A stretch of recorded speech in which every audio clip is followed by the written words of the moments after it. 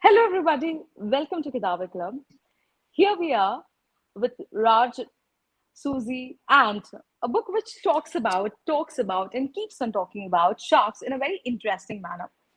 So, the last live we had some technical difficulties, and here we are starting again.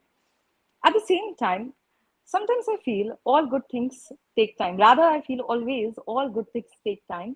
So, I'll start with introducing my guest for today. And let me wish Susie happy International Women's Day because in New Zealand it's already Women's Day, and in another 2.5 hours we'll be celebrating the same in India. Happy Women's Day, Susie. Happy International Women's Day and kia ora for Aotearoa, New Zealand at the bottom of the world. It's now 5 a.m. here, and I am thrilled to be part of this and your book club and to be part of this panel. Thank you so much. I'm grateful. Let me start with Susie's introduction. She's an anthropologist. She's an artist. She was also into PR and branding. She is the book. Like Raj says, she is the book. You will see a lot of pictures clicked by her, a lot of insights given by Susie. At the same time, we come down to Raj. Hi Raj, we don't wish you anything because today is our day, and okay, he's there. He's not frozen. Good. And Raj Sekhar Aich is having two PhDs in marine anthropology and applied psychology. He is also an actor or martial arts practitioner, if that is the right word. He is good with music, arts, and for everything else, please go to the website. I think so. I will stop with the introduction out here. The main thing we are discussing and the main focus for today's discussion is the study about underwater cage diving of white sharks. Welcome to Kitabe Club.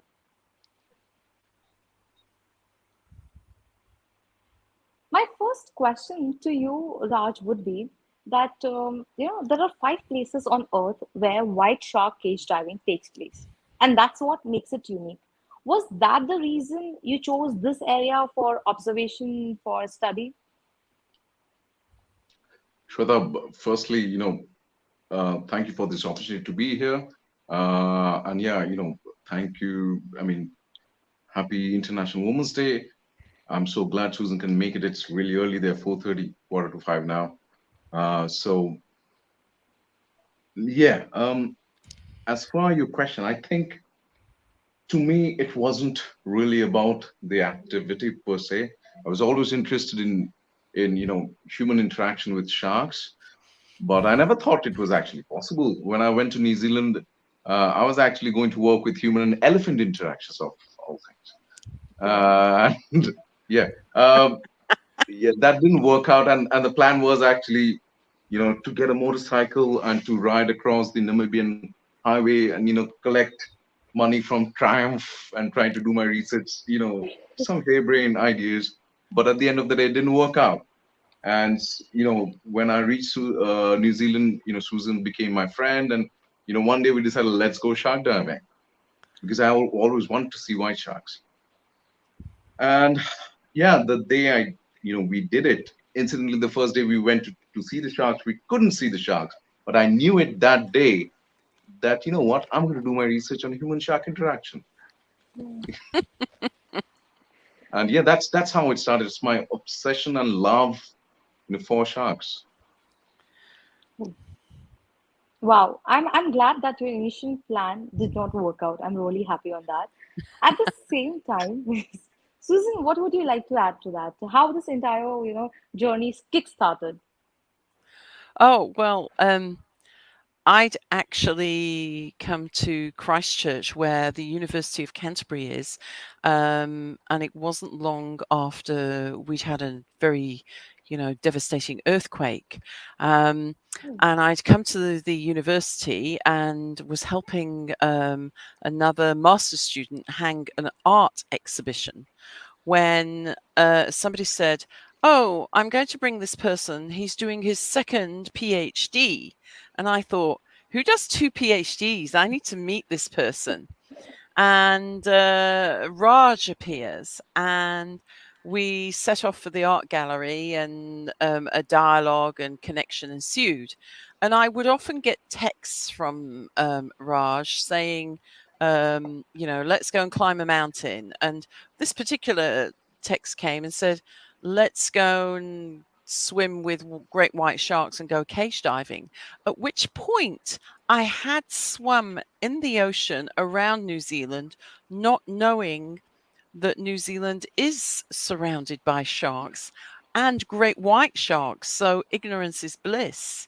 Um, and Raj and myself, as anthropologists, our relationship and part of this journey, um, me being a woman from London, Raj being a man from Kolkata, in this still quite new country of Aotearoa with indigenous people and an eclectic mix, set off on this journey that was really held together by dreams, paper clips, sellotape, you name it, to a town that Sometimes had food too. barely, yes, Yeah. to a town that barely had 1,000 people, and freezing, so cold, no Yeah, internet, 1,600 kilometers from Antarctica. yes, and Yeah. internet very intermittent.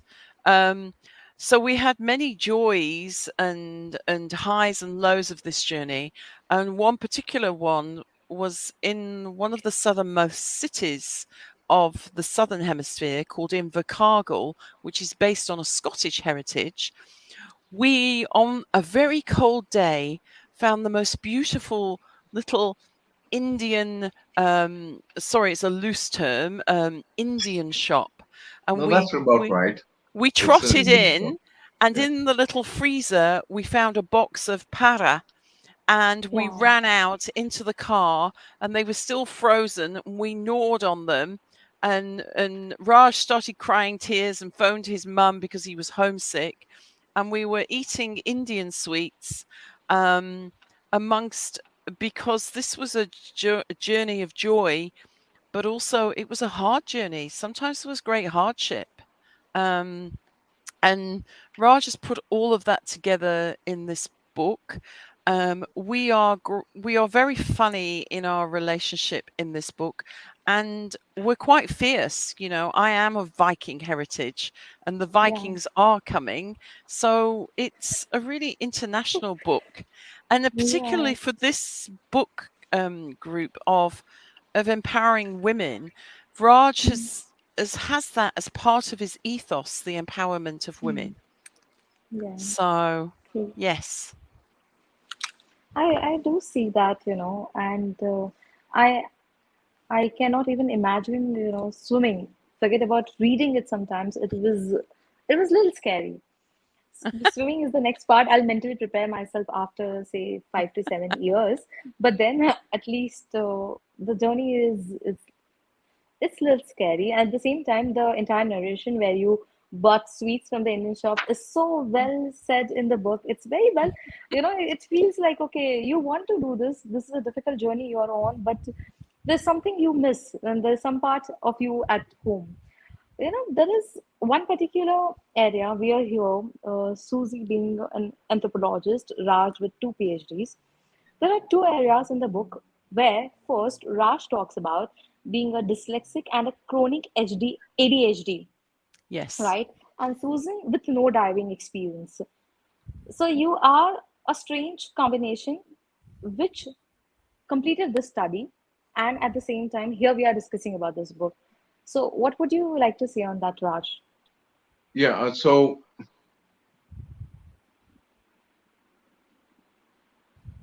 you know what? I need to address few things here. I think Yeah. which I have not talked about. You particularly, because the club we're part of right now. Uh, I can invariably say, and I'm not sucking up to Susan, but I have been lucky to see a lot of powerful human beings all through my life. Big personalities, but the strength that I've found in this young woman here. I have never seen anyone. She is like she's my teacher as much as my friend. And as you read in the book, I don't even think you'll understand even 1% of of her strength through this book. But every time I have always gotten inspiration from her. And it's very important for us to understand. Sometimes we forget, we'll see these big facades, but we forget the genesis of the power. So yeah, I have ADHD, I have I'm dyslexic, dyspraxic, all those things. But I think somewhere that there's a strange power, there's a strange fire with which I connected with Susan. Maybe I wanted to be like her in many sense, and which pushed me, in doing the things that I've done. So yeah, I think I'll just leave it at that. Yeah, I mean, it's inspirational that you have written about the same thing in your book. And here we are short of time to talk about all your achievements and accomplishments. So that comes as a motivation to whosoever is reading the book, that if you set your mind on something, it's achievable. Every dream, like even Susie said, that it's achievable. You just need to be wholeheartedly there. Yes, yes. I think also there's an opportunity here with this book. This book is so important regarding our marine environment, but it's also a story of contrasts, and from the heat and the sensations of beautiful India to the cold and the starkness of being 1,600 kilometers from Antarctica. It's a story across generations. Um, and it's inspirational in when we talk about, particularly because we're speaking about the written word, a book from someone who has dyslexia, and dyspraxia meaning that Raj has difficulty catching a ball, let alone Yeah, swimming being with an red Indian, white that's shorts. always funny. Because everyone thinks when they met him in New Zealand, because he was Indian, he should be good at cricket, but he couldn't even catch a ball or hit a cricket bat. Um, and even when he sent the book to me here in New Zealand, the customs held the book because they Oh, said, it's got dairy in it. We can't take it because it's got dairy foods and we don't allow that into New Zealand. But it's because Raj is dyslexic and he didn't write diary because he put a diary in with the book. But that's dyslexia.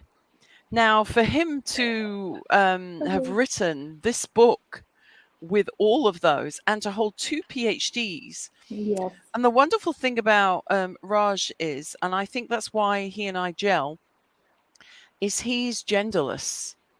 He's about the empowerment of the human being. And also, he takes the totem of the shark, which often has been a very sort of, it can be quite a masculine totem, and he's inversed it into a much more feminine aspect so that we can. So, even in the very first page where it says for Ma, that sets Yeah. the book from a real feminine perspective. And there's times, even for all of your people that are part of this broadcast, that using the shark in a totemic way helps us be the apex predators of our life, so we can go and get those dreams, just as Raj has portrayed for anyone who wants to surmount dyslexia and all of those things to achieve these things. So with this book, it symbolizes so many things, but mostly he's symbolizing a story of dreams. So you get the academic, you get the story, you get the funny. It really gives you all of that. Very true. I cannot agree more. When I read that part, again went to Google. I did a thorough reading of what these words would exactly mean. I started researching, before even going ahead, I started researching more about Raj, what he's like. I went to his website and I understood that this is something that needs to be addressed because millions of people go through, a lot of things, but they take that as a limitation. And here we are discussing this tome of a book. At the same time, Raj, what do you think? This study, would this help to bridge the gap between humans and sharks? You know, uh, I come from a lineage of painters. My father is a Hmm. painter in India, and I suppose for a long time I decided, to get away from his shadow. That I don't want to be a painter somewhere, and I want to be a scientist. Uh, but the more I have thought about it over the years, uh, I've realized my particular uniqueness in this kind of research is my assimilation or ability to assimilate art, natural sciences, social sciences, uh, other visual representations to create a connection with a species with whom we have a generally perceived unidimensional connection. Yeah. I think that's where my practice of art. That's where everything I've done. All the things that you mentioned I've done. Everything is coming together now, and I think I'm a me personally, I'm at a cusp of trying to create something which has not been done before. I know there are scientists like me out there and who are trying to do this too. But I mean, my aim right now is to create a entire transdisciplinary human shark research project, where I could train students from Wow. bachelor's to PhD how to use art, how to use natural sciences, how to use social sciences to create the understanding of our connection with sharks and how they can be conserved. Very well, and that's being seen in the book, because the book comes across as part memoir of what you have experienced out there in New Zealand, a journey, your love towards shark. I guess love is a small word, but then still your relationship with sharks, the way if I want to put it more clearly out there, your understanding, the way you perceive your meetings with people, and now or like coming to the third part where I hold information because that is where the exact journey takes place. So it's a very organic way of reading about sharks because when I came across this book for the first time, I was in my mind that 500 pages of sharks, a species where I'm like immensely scared of. I mentioned to you that before also that I'm scared of them, and but when I started reading it, trust me, this is not exaggeration. I have read at least 70 to 75 pages in one go. That is how engulfing the book is, and I honestly recommend a paperback because the pictures journey, the Yeah. images, if you can see the tags, well, the half of the tags are just taken out, so at least the book is seen, otherwise this would be a holy picture, like Mm. the book is seen at least that way. So Shweta, yeah. uh, if I may ask you one thing, Yeah. what is the main essence as a reader that you have taken? Because I think you're the first person, besides the people I know, who has actually read the full book. And what is Mm. the actual essence that you felt out of this book, if I may ask? um my first takeaway, I'll go in couple of words because there's one line would be very difficult for me to come across, was about the hyperrealism part. That was where it struck me the most. I recently went to a beach destination and we went to a particular location for some pictures. Next day, what happens is I'm walking around that path and I see a reef shark. I see a baby shark or reef shark around in that area yesterday when I was clicking pictures. And I realized I'm petrified. I'm like, I'm not going in that zone forever, ever, ever, ever again. And I come back and I read your book. It taught me about how you perceive certain things the way they are, but they are not, and hyperrealism. That was my biggest takeaway from the book. That I'm conditioned to believe that this is not my fear. This is something I have, heard, seen, never experienced. So that is one thing which I felt that okay, this needs to be catered out. The second thing was your perception about taking every day like it is. There are a couple of meetings, I don't remember that person's name, where you felt that okay, now you should go back to India and not continue with this journey. And you have written about this. And I'm like, this guy doesn't stop there. There are 400 pages there. So that zeal for me, it has been more of a guide. It is like work towards your dream. And now I am a big fan of sharks. So I with my son, because he is interested in the topic now, we every now and then we'll be like, Alexa, say give us some information about white sharks, and this is how our evenings are like. So if someday he turns out to be a white shark fan, this is all you and your book. I must say that. That was such Wow. a wow Yeah. response. Yeah. Yeah. Um, I was so engaged. I could have just listened to you, Shweta. That was just a wonderful response. But it's hard to make sharks. They're not like pandas. They can't be a cuddly thing. Raj and I Yeah. discussed this from a species that they are, under the duress and forces of the environmental factors in this world. But I think one of the probably key points of this book is the hyperrealism, because we live in a very hyperrealistic age. And all of those things you just beautifully illustrated, Shweta, with your your discourse there. I don't think that I'm she glad. should have written the forward to the book, Raj. I thought it was Yeah. fantastic, and I do think a paperback version will be very good. And there is great excitement here within the communities that I'm speaking to about this Oh, book, because this book is more, it's all of us, because in the back garden of my home here in New Zealand, we've had children and young women, young teenagers. I have a young teenage daughter, where because Raj is a oh, black belt in the art of Hapkido, which is a Korean martial art, he taught young women self-defense for free in my home, in between the wow. piano playing, and we would be having a table set up and creating art and paint and coloring our hair and all of these things.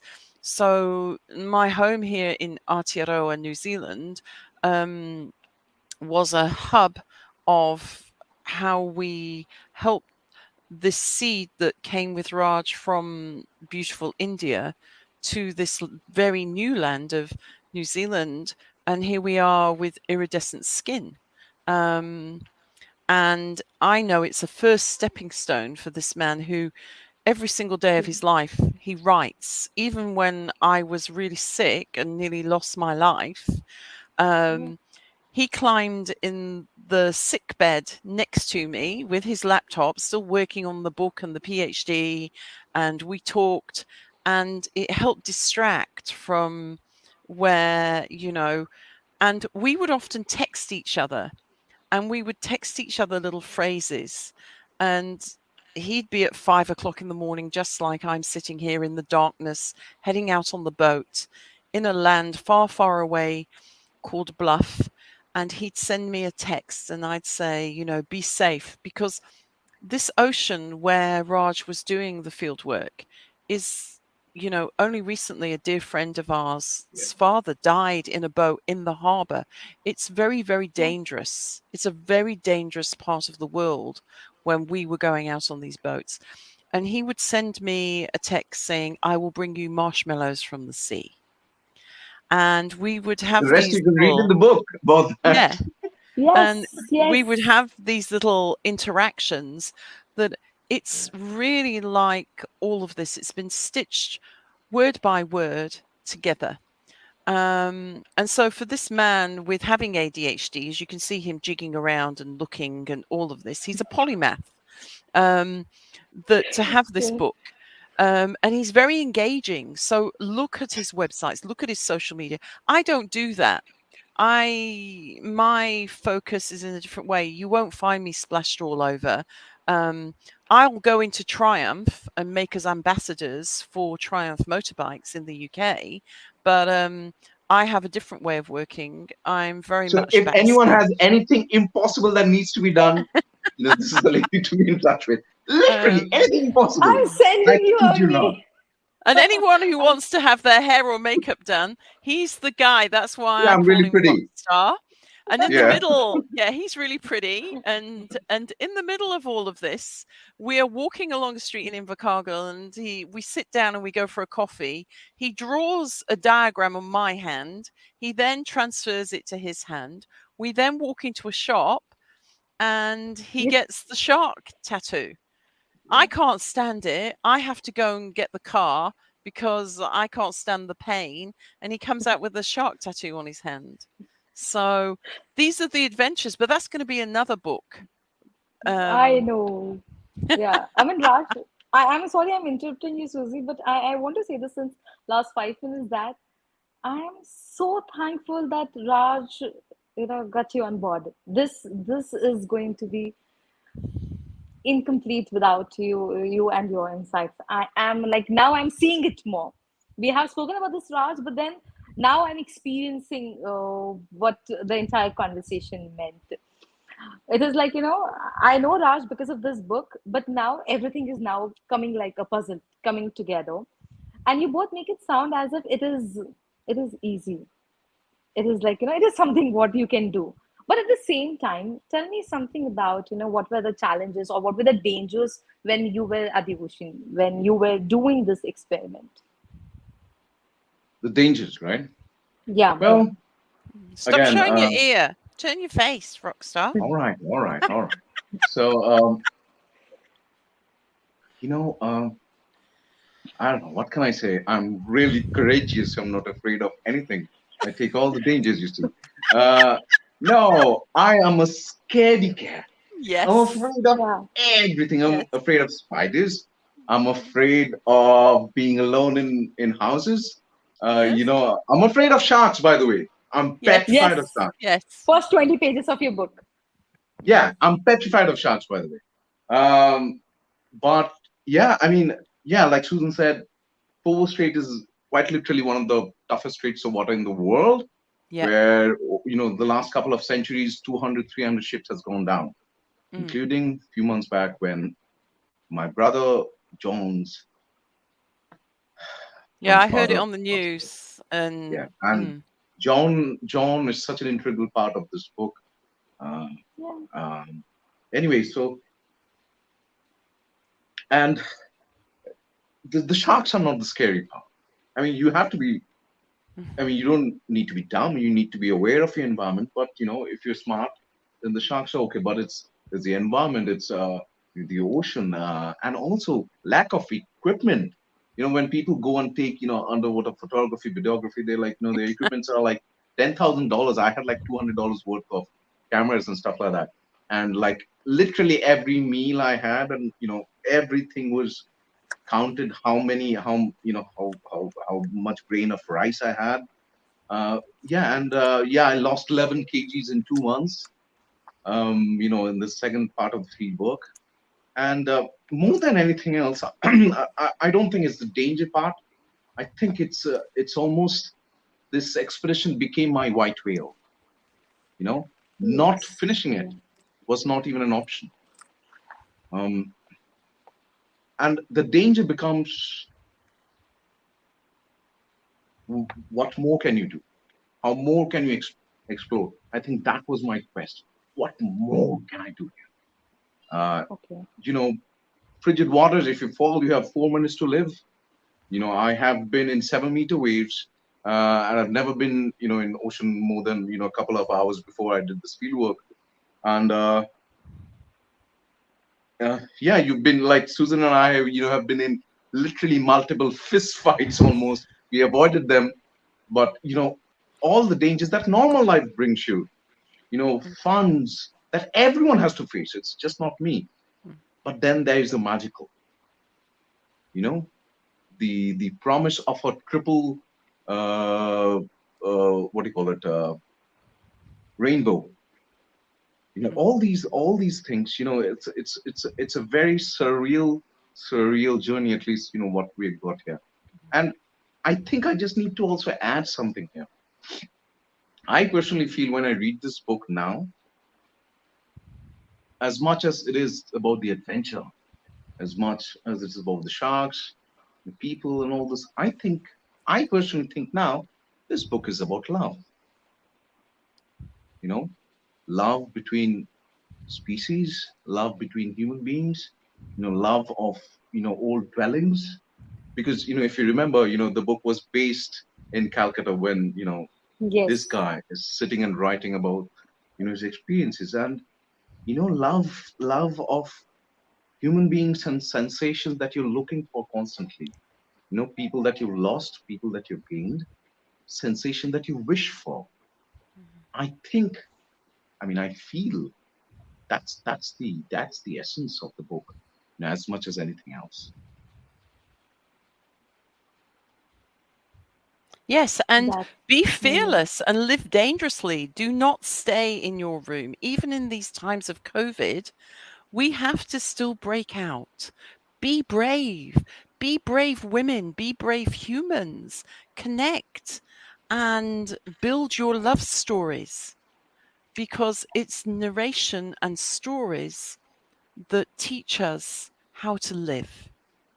True. And so, um, I am just so thrilled to be here. This has been one of the most thrilling interactions I've had in such a long time. I am just not going to be able to stop, and I want to share it with all my connections in the UK and all of that.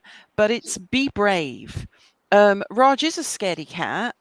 So my daughter and Raj would run around the house screaming at the sight of a spider till the Viking would come trotting in and she would deal with it.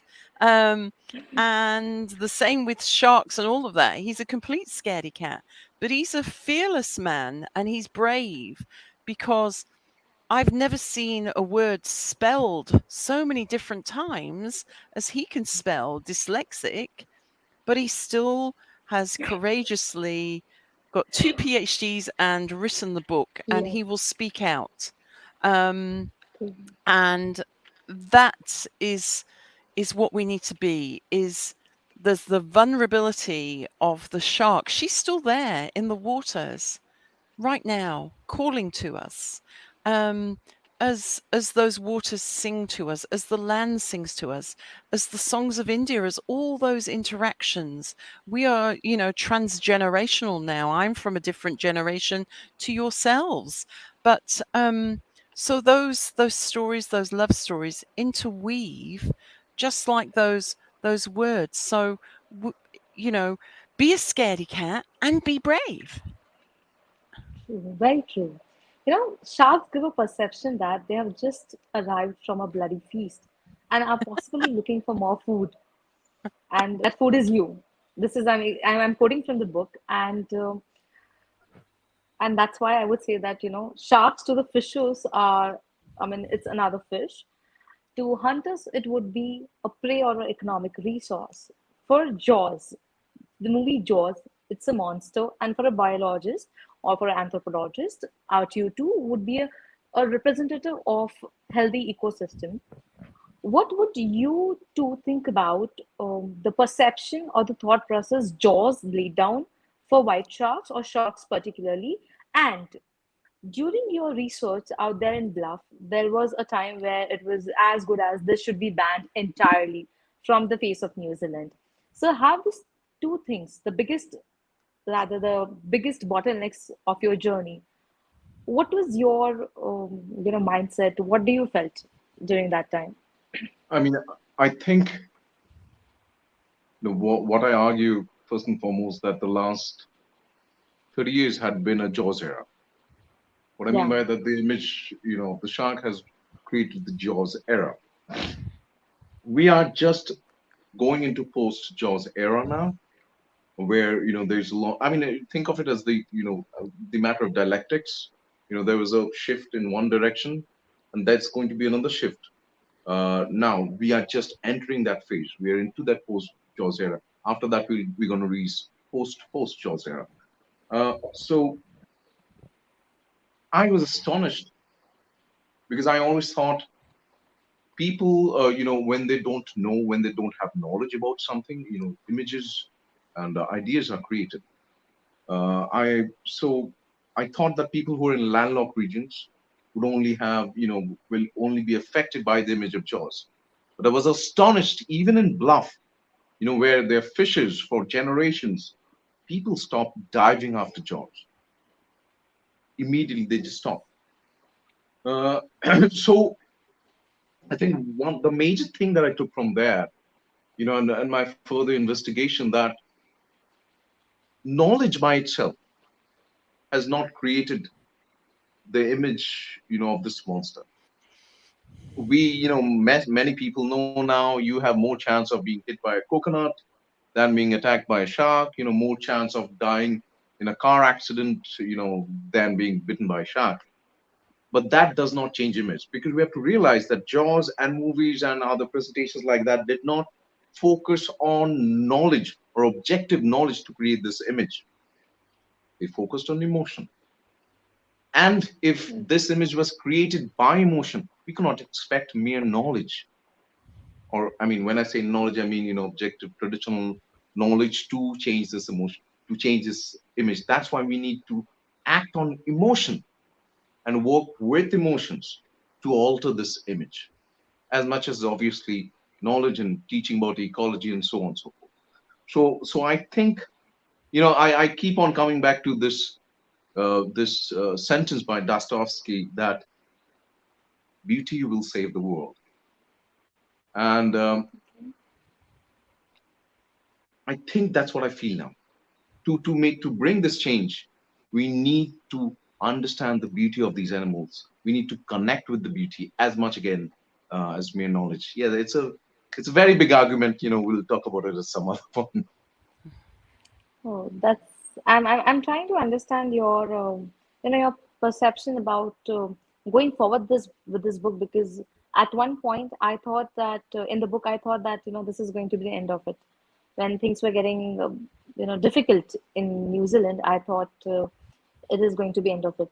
Susie, do you ever felt the heat of things happening in New Zealand, because you stay in New Zealand? So was there any reason your friends, family coming up to you and saying that, okay, tell your friend that stop this. This is something that is not to be connected with you. Disassociate yourself. Well, it's interesting because we live, we live in a post Jaws age, but we live in probably the most visual age that we've ever lived in human history. So aesthetics and the visual, even us being here, having the visual, is so important. So much is conveyed by that.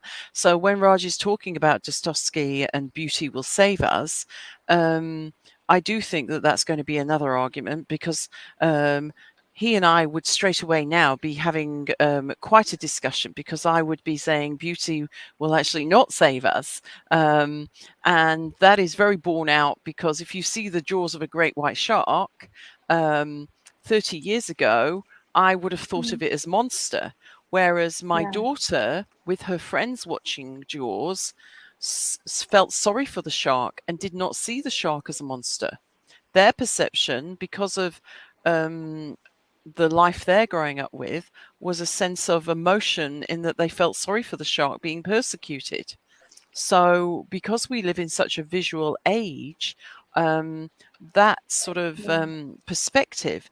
And here in New Zealand, coming back to your very pertinent question of what people were thinking, Raj is a very driven person, and he also has ADHD, so he doesn't really care what people think. okay. People would just talk to him, and he would be very lovely. He's the most gracious, most generous-hearted man you could ever wish to meet. But he's also an obsessive. So it didn't matter what happened. It didn't matter how far we had to drive or what we had to do. This was still going to happen. Because it's ridiculous, really. Here we have a man with dyslexia, dyspraxia. He's from Kolkata in India. He travels to New Zealand thinking he's going to study elephants. He doesn't have the resources to work with the apex predator, the great white shark. He has no connections here. He has no family. He meets a woman who is from London, and my history is, whereas he was born with paint on his feet, as he would say, to quote Raj, I am from a long line of fierce and courageous women. Oh My my God. grandmother is from Buffalo Bill's Wild West show. She is part Lakota Mhm. Sioux Indian.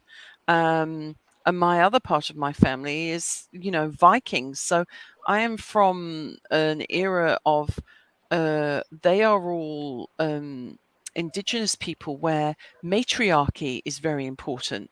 So it's so interesting that Raj and I came together, and when he was discussing the book and how sharks are seen, it was so interesting to talk about the feminine perspective. He has a very strong connectedness about that and the empowerment of women. And as much as we can look at the scientific, we can talk about the fish in the sea, we can talk about the Carcharican calcareus, we can put the Latin name, all of that there. But this is actually, on International Women's Day, this book has a lens of feminism. So many people who got involved with the book here in Aotearoa, New Zealand, were actually females because they felt a connection with this story and what Raj was saying. So again, it comes back to that symbolism of sometimes, we need to have that drive that sharks will have to survive in our world. That's hence why there are programs called Shark Tank and all of those sort of little Yes. buzzwords. But women particularly need that. Women need that going forward, and that's why it's so pertinent with your own project to have a book like that here, because that book isn't a book just for males, as everybody thinks. Oh, it's sharks and fishing, and Yeah. no, it's Mm. actually a book that women can identify with. The tenderness that Raj writes about when he observes life um, is almost a feminine voice. And I think I'm a great advocate against violence against females. And that's one of my passions, and that's where my narrative and my book is coming from that I'll be working on. Wow. So Raj has used part of his love of sharks to actually weave that into this book. And as females, we can use this book. We can identify with the story. It's ageless. Um, Yes. it goes right across, but it can be a tool for living. So it doesn't have to be just about this guy who gets in the taxi to, you know, and Raj is very Another world. brave. Yes, and Raj is Mhm. very brave. He even talks about the brown man. He wouldn't go out of the house for the first 4 days in Bluff because he said there's no other brown people here. Um, and that's a very important discussion on this world stage right now, in this world we're living in with all of the happenings. So, you know, as an anthropological book, it is a journey and it can give a lot. And to see you, Shweta, holding the book with all those little tabs in that, it brings me joy because a paperback book version would be easier to carry around, and it would be so good for so many people to read. My 18-year-old daughter, who's a picture of her in the book, she's much more glamorous now because it's all about the selfie. Rushed off with the copy of the book, and she went on social media, and they were reading and looking at pictures and discussing. So um, it permeates out in this hyperreal airwaves now, that story, those words. Very true. I mean, I can resonate with what you are saying, that it needs to be out there. Somebody needs to voice it out that this particular journey, or maybe journey of sharks, or studying of sharks rather, is Mm, something that everybody can take up. It is not gender specific for that matter. mm, At the same time, there are two particular incidences from the book. The one which is of which is Discovery Channel incident, there is a word particularly being used. Docufiction was used, I guess, Raj. Can you just throw some light on that topic, Raj? Yeah. All right. So yeah, that's very interesting. So there's this docufiction from, I think, 2013 or something like that, which is called the Yeah. Shark of Darkness. So essentially, what happened was Discovery Channel made this movie. It was a movie, right? But the way it was presented was, there's a monster shark out there, and it attacked our ship, and it killed everyone, and so on and so forth. And we found like uh, you know some videos of people who were in the water and whatever. So the way it was presented, Yeah. yeah. So did you hear me? Yeah, we can hear you. Yeah, all right. So the way it was presented was as if it was like a real incident that happened. So I have actually had students and people come up to me and say, "Oh, what did you think of that incident that happened with that big shark, or 30-foot shark, white shark, or whatever?" That is very problematic. And incidentally, after that, big shots of Discovery were actually fired because of that, the way they presented. And see, again, this is nothing new. After Jaws, all these, because let's face it, shark is big business. It brings in billions of dollars every year.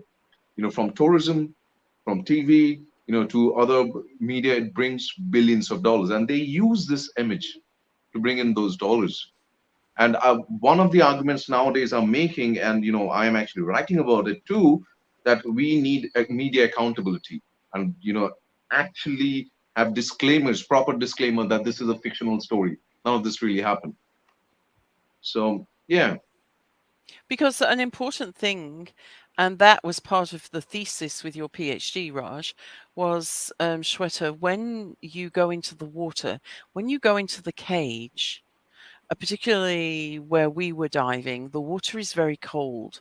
It's a very super sensory immersion experience. Yeah, into a whole different uh, environment. When the sharks come, because we are in this hyperreal visual world, when the sharks come and it's just you in real time and the shark is there, there is no sound except for your own breathing and the bubbles of the water. There's no sound from the shark. The shark appears and it becomes a tangible experience. It's transcendent. The sharks are just beautiful. They glide by. They're not showing their teeth. They've not got their mouths open. They come by and suddenly it's just you and another being that is living in this interconnected world. And that moment is a transcendent moment of change, which was really what Raj's whole thesis was, that perception change, so that when you came out of the cage, whereas you'd gone in thinking you were doing some kind of action movie thing, going in from a Jaws perspective, you came out like a sort of Zen master because you had this transitory journey yeah. of A this cognitive dissonance, interconnectedness. Mm, between the idea of the fish, mm, the idea of a monster, and the actual fish. Entirely mm. different things. Yeah, it's just changes. It Okay. changes your perception. Yeah. So even you could feel the feeling of how this broadcast just changed, because the first time Raj saw a shark on the boat, we can't even say the words he said. There was a lot of expletives and shouting and joy as he looked over the side and the shark went by. It was a little junior little shark. It rolled on its side and looked with its eye up at Better. us. Yeah. So we were looking from the boat and the shark was looking at us. And, there was lots of excitement and fast hearts going. Then you get into the cage and there's an emerald light and there's a dappled light, shafts and little fishes, and then um the shark is there, be it a her or be it a him, unless you suddenly engage, and all that noise is cancelled. It just becomes that cognitive connectiveness, so that when you come out, your heart is slow and your breathing is slow, and you're transformed. There's no going back. Once you've had that connection, it's Yeah. transformative. Mm. Okay. I mean, are you guys able to hear me well? Because Yeah. I Yes. am not able to. Okay, because both of your voices are not at all audible to me at this point. I can see the lip sync happening. Okay. Okay. Okay, I I'll could I'll hear. put my Yeah, everyone. question forward, Yeah. and you guys Yeah. can answer that because you both are not audible to me at this point. I don't know. I think so. There's some network issue, but I have just one thing to touch upon that there is a mention of divine experience in the book, which Susie also experiences, and Raju also talk about. Anything you would like to add on that, where you connect, sharks and divinity together? Well, I think you know the expression of the term divine is so subjective. Everyone else experiences it differently. To me, divine is beauty. That's how I think I define beauty. The absolute beauty is divine.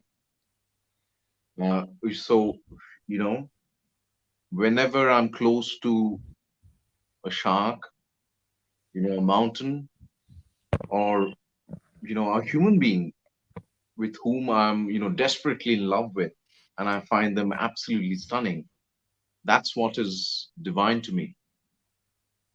And that's how I experienced sharks and my interactions with them. That's the best way I can say that.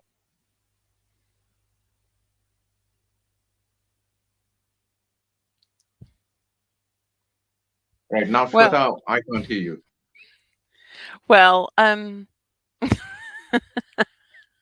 I can I can hear Raj and I All can right. hear myself, and Yeah. I can't hear Shweta anymore. But Yeah, me too. but I love the question regarding the divinity and the divine, um, because that's really how we wake up every day. We're glad to be alive. We are so graced with the opportunities of that interconnectedness, be it a butterfly, which is much more pleasing and less scary to look at, or a shark. But those sharks down there need us.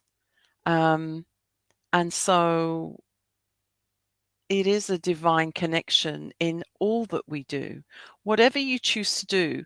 Raj and I went to see the most wonderful Jane Goodall whilst we were on this project. And one of the things she said was, it's not the grand gesture, it's taking one thing and consistently doing it every day, which will bring hope for our future. Um, Raj talked about this book as a book of love. Um, you've asked some of the most wonderful questions, Shweta. It's been just a divine experience to be here, um, and for all of the people involved with um, your club here, that it's take that divine, be scared, be a scaredy cat, but take those dreams, take this story. Some of you will love the academic writing and the provocativeness of those. Some of you will take the environment, and some of you will just take the stories of people. But all of that becomes a divine experience for whichever book we read, whichever journey.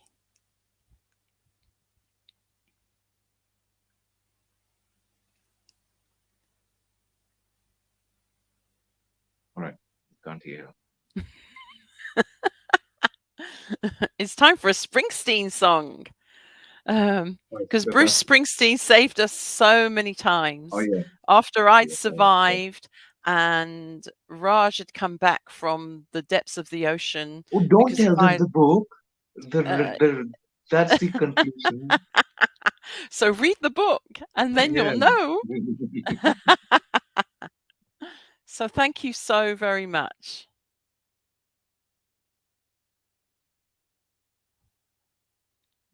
And if you ever Shweta, are want you to get on mute? We can't hear you. here we go, here. All right, that's fine. Don't worry about it. Yeah. But if you ever want to get together and do an interactive, I'll do something every time because I love the power of three. I think it's such a lovely energy. I would love to do a broadcast again. I'd get better lighting. You two have far more filmy lighting than I have. So next time, If anyone wants to talk to me about it, and hopefully even Susan, I don't know how Susan feels about it, they can get in touch with her, talk, share their ideas, mm, that'll be great. yeah, especially for the empowerment of women, especially on International Women's Day, and read whatever books, discuss, be part of Shweta's project here, and make it. I will share it with all the people that I know. um I'm more of a narrator and storyteller. I speak to people. I don't do lots of social interactiveness, even though I'm great at PR, because I want to speak with people. But I will certainly be talking about your book club, and I would dearly love to still have an involvement um, in all the people. And just, you don't all have to write books, but every day have a journey, have an adventure. Be scared, be vulnerable, live life. Because when we are all part of that library of life, we want to be the exciting book on the shelf that everybody picks up and goes, that was a good story. Okay. It's now 6:10 in the morning here in New Zealand. I have had the most delightful night. I'd get up at 4 o'clock in the morning anytime to speak with both of you. I just want to thank you so much for having me. So always the Vikings are coming. All right.